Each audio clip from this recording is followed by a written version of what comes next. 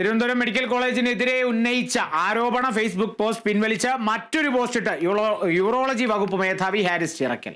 ഉപകരണങ്ങളില്ലാതെ ശസ്ത്രക്രിയകൾ മുടങ്ങുന്നതായുള്ള പരാതി ഡോക്ടർ ആവർത്തിക്കുന്നു.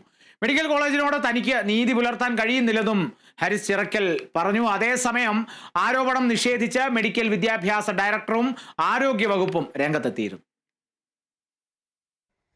തന്നെ പിരിച്ചുവിട്ടോട്ടെ എന്ന് വ്യക്തമാക്കിക്കൊണ്ടാണ് മെഡിക്കൽ കോളേജിലെ പ്രതിസന്ധി ഫേസ്ബുക്ക് പോസ്റ്റിലൂടെ ആദ്യം ഡോക്ടർ ഹാരിസ് ചിറക്കൽ തുറന്നു പറഞ്ഞത്.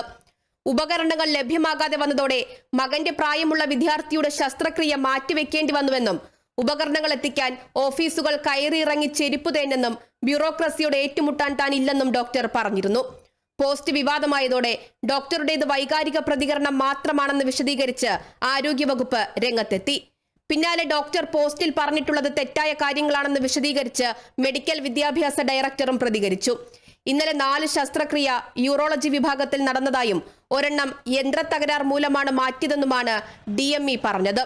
അതേസമയം പറഞ്ഞ കാര്യങ്ങളിൽ ഉറച്ചു നിൽക്കുകയാണ് ഡോക്ടർ ഹാരിസ് ചിറക്കൽ. പഴയ പോസ്റ്റുകൾ പിൻവലിച്ച അദ്ദേഹം പുതിയ ഫേസ്ബുക്ക് പോസ്റ്റ് ഇട്ടു.